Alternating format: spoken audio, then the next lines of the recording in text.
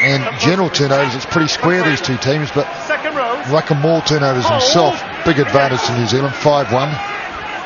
Couple of minutes remaining first half. Oh, big gap opens up as the scrum screws, but that's quickly shut down by Soialo and by Collins. Now Jones, and a good clearance this time by Stephen Jones. Well, it's hard to believe. I'm looking at the clock and the first half is almost gone. Test rugby just seems to be that much faster. It certainly is as a player as well.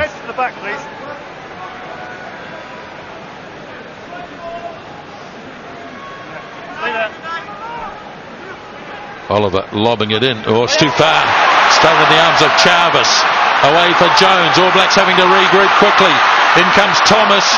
Good spot tackle by Rico Gear. He came in and met him head on and snuffed it out.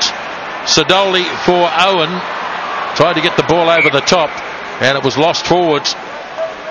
Well, there haven't been many mistakes made by the All Black line-out. That was one of them. In fact, line-out's very much going the All Blacks' way.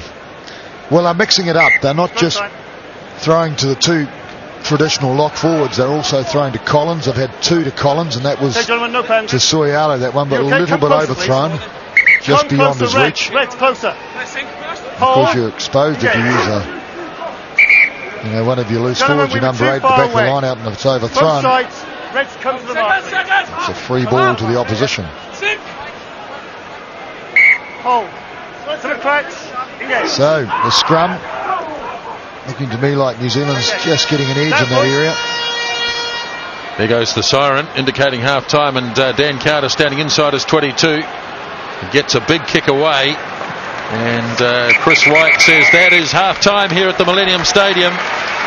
The All Blacks have scored the only try of the match so far. Rico Gear got it, and they lead by 13-3. A strong performance by New Zealand this first half with the passion of the moment.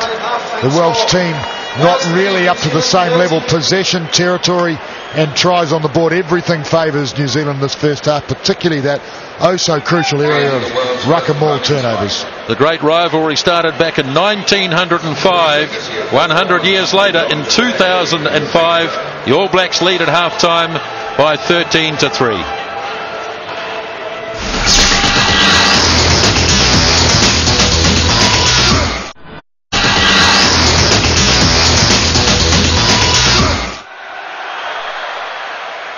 The great Millennium Stadium in Cardiff, half-time here, and the All Blacks 13 leading Wales 3. The only try scored by Rico Gear about 10 minutes out from half-time.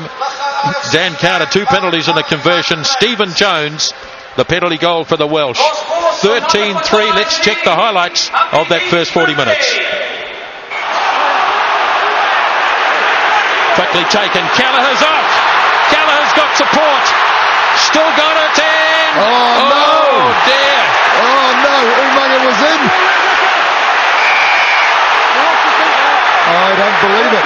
Well, that's almost a yellow card, that. The crowd are booing. Kelleher did everything right, but he never passed Umaga, the last pass. So this is just the end of it, of course. Close, please. Well, smart thinking initially, but then he had every opportunity to set this up, didn't he? Well, one each way. It was a given.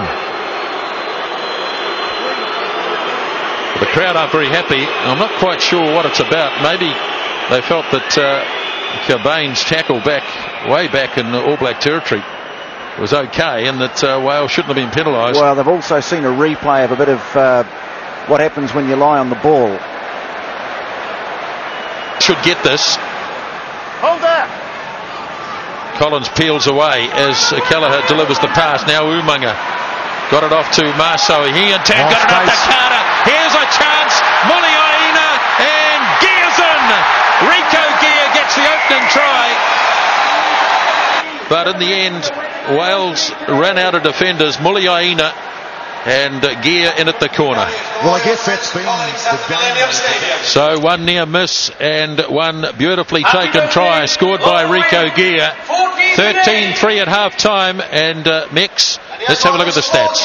Well, the stat, of course, that's most important is the one on the top, the score where New Zealand have a lead, but really it does show that Wales came back a certain amount in the last 20 minutes in possession, very close, 54-46, although the bulk of the game was played inside the Welsh territory. But a couple of other interesting stats. Time and possession inside the 22.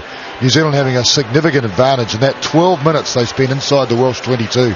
And the Welsh, well, they were inside New Zealand's just for the one solitary minute. Line-out's also a key area. New Zealand got a shade there, 10-8. So it's going to be an interesting second half, but just a little edge. Well, remember that Wales haven't beaten the All Blacks for 52 years. They've got a lot of work to do if they want to change that. At half-time here at the Millennium Stadium in Cardiff, the All Blacks leading 13-3.